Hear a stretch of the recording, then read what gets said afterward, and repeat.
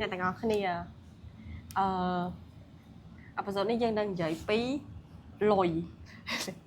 យមានទាំងលុយរកបាននិងលុយគេសងលុយជំពាក់គេឬក៏លុយដែលគេជំពាក់អ្នកទាំងអស់គ្នាធ្លាប់ឲ្យលុយគេខ្ចីអត់ធ្លាប់តិចឬច្រើនធ្លាប់ហើយធ្វើម៉េចឲ្យគេសងវិញហើយអ្នកដែលខ្ចីយើងហ្នឹងគេធ្លាប់តាតលាយមួយយើងអត់ដូចខ្ចីទៅស្រួលសងមកវិញស្រួលអត់ហើយយើងធ្លាប់មានបទពិសោធន៍អត់អូបទពិសោធន៍ខ្ញុំមានជាការពីមុនក៏ធ្លាប់ខ្ចីគេដែរខ្វះខាត20-30ឡាយើងខ្ចីគេទៅដោយសារយើងចាយអត់ដល់ចុងខែ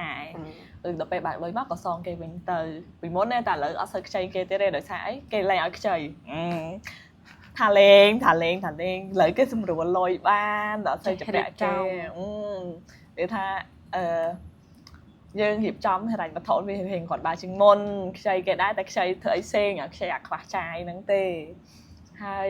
ដោយឡែកអាខ្ចីគេហ្នឹងព្រោះថាយើងមនុស្សក្រែងចិត្តគេយល់អត់ពេលដែលយើងខ្ចីគេតោះតែយើងមានការចាប់បាច់ទាត់លុយមែនតើមិនយើងខ្ចីគេហើយខ្ចីតែអ្នកស្និទ្ធស្នាលទេ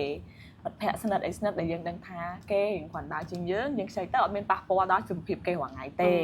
វាថា20-30ឡា40-50ឡាហ្នឹងវាធម្មតាវាអត់អីសម្រាប់គេចំនួនតិចសម្រាប់គេអាហ្នឹងអូខេ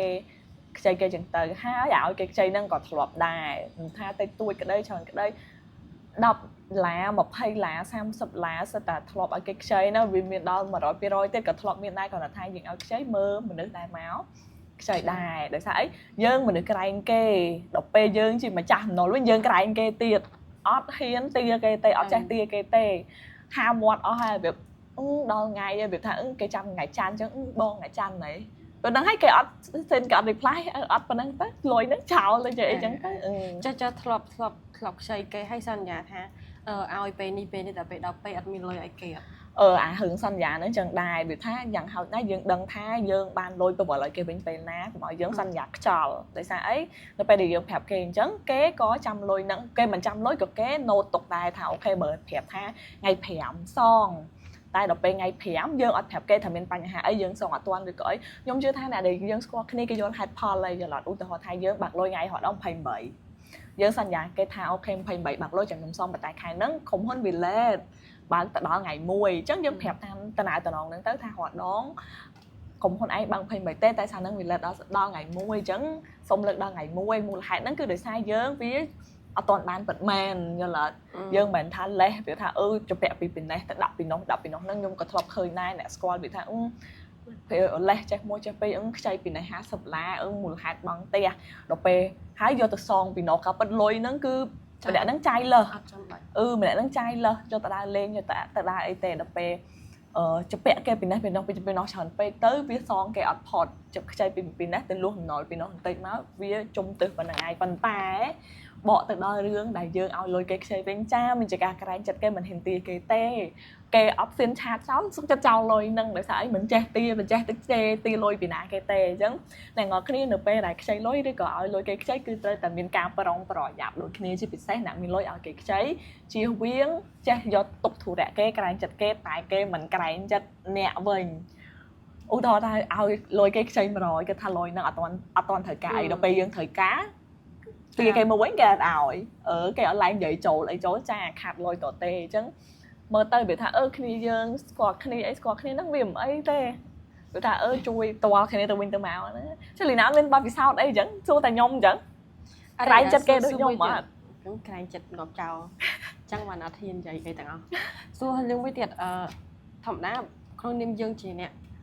ខ្ចីគេឬក៏អ្នកជំពាក់គេក្នុងនាមយើងជាអ្នកជំពាក់គេតែហ្មងបើសិនជាម្នាក់ហ្នឹងគាត់អត់មានចិត្តថាក្រែងចិត្តយើងអត់អាណិតយើងជាម្ចាស់លុយសោះ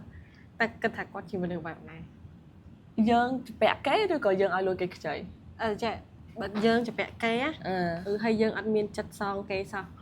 ដល់ថ្ងៃលេះនេះលេះនោះនេះគិតថាយើងគឺជាមនុស្សបែបណាចង់ថាគឺជាមនុស្សដែលបាត់ដៃក្នុងដៃគ្មានទំនួលខុសត្រូវមូលហេតុអី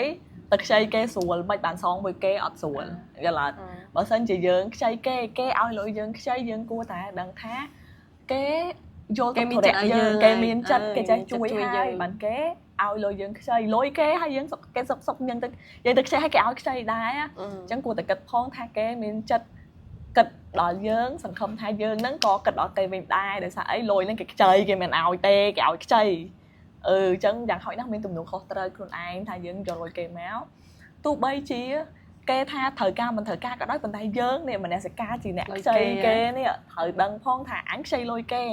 អញត្រូវសងគេមិនមែនមកស៊ីវិល័យហឺហាហើយមានទុកធុរៈក៏ដែរប៉ុន្តែយ៉ាងហោចណាស់ត្រូវមានមូលហេតុឬក៏ត្រូវលួសគេខ្លះដែរវាមិនដែលយកលុយគេមក200ឡានដាច់យ៉ាង200ឡាន4 5ខែ6 7ខែអត់ព្រមឲ្យគេអាហ្នឹងអីគេអត់មានទំនួលខុសត្រូវអត់មានមនសិការគេផងហ្នឹងហើយបានតែម្ដងហ្នឹងឯងយល់អត់សងគេអស់មិនសងគេអស់គេចាំមុខទុកអាចមិត្តភាពដាច់អីពេញភូមិហ្នឹងទៅអញ្ចឹងទំនួលខុសត្រូវអ្នកនរគ្នាធំសំខាន់ហើយចេះក្រែងចិត្តគេឲ្យក្រែងទៅក្រែងមកអញ្ចឹងទៅយ៉ាងហោចណាស់ចាមានខ្ញុំមានជាការចោលលុយ$12ខ្លះដែរដោយសារអីបងខ្ចីលុយសិនខ្វះលុយទិញថៅប៉ាវដល់ពេលហើយថ្ងៃច័ន្ទបងឲ្យវិញដល់ពេលថ្ងៃច័ន្ទឆាប់ទៅបងអត់សិនឆាតផងដល់ពេលដល់លើពេលនងមកទៅក៏អត់ចឹងទៅចាឡៃហ៊ានមានមុខខ្ចីយ៉ាងណាចឹងអ្នកនរគ្នាពេលខ្លះគេจะពាក់10ឡា20ឡាហើយគេតែងតែจะពាក់រហូតទៅជួនកាលគេអត់ឲ្យម្ដងទៅយើងរួចខ្លួនដែរដោយសារអីអត់មានមុខខ្ចីយើងទៀតជួនកាល50000ហ្នឹងចោលចឹងទៅជួនកាលអត់ដល់ថ្ងៃច័ន្ទគាត់មិនគាត់ថាថ្ងៃច័ន្ទជួនថ្ងៃច័ន្ទ10ឆ្នាំឯទៀតទៅដឹងដូចបងទៅញ៉ាំបាយសិនអូបងទៅមួយទឹកសិន3ឆ្នាំមួយទឹកអត់ហើយទេអ្នកនរគ្នាពេលខ្លះចោលខ្លះចោលចឹងទៅខ្ញុំពេលខ្លះខ្ញុំស្ដាយលុយដែរ50000អ្នកនរគ្នាដល់ពេលឡាកន្លះយើងមិនសុកអង្គុយបាន50000អាចច្បាក់កម្មគេចាំមិនថាបងយកទៅបងទៅដើរលេងស៊ីវិល័យស៊ីមរៀបអី trip alone អីបងស៊ីវិល័យប៉ុន្តែបងលុយខ្ញុំ50000អត់ឲ្យវាអញ្ចឹងយើងចាំដែរទទួលបានមេរៀនដែរអ្នកនរគ្នាអត់បានអីសោះក៏បានមេរៀនដែរខ្ញុំទៅមួយទៀតទីលុយគេអត់បានខឹងចិត្តពេកជីម៉ូតូទៅទិញមួយជើងមួយពាក់ខ្លួនឯងអ្នកនរគ្នាកុំធ្វើគំរូតាមបបពិសោធន៍មួយនេះអីដូចស្អីទីលុយគេអត់បានហើយចាយលុយខ្លួនឯងលើសដើមទៀតវាថាតាមហ្នឹងទៅវាថាសម្រួលអញ្ចឹងណាដល់ពេលយើងឃើញមួយជើងហ្នឹងនៅផ្ទះជើងហ្នឹងគេអត់សងលុយឯងចាយលុយខ្លួនឯងទៅទិញទៀតវាអត់ត្រូវហ្នឹងអត់គ្នាគេអត់គេអត់ឲ្យលុយហើយចាយលុយលើសខ្លួនឯងខឹងដាច់ចំណងទេអូយ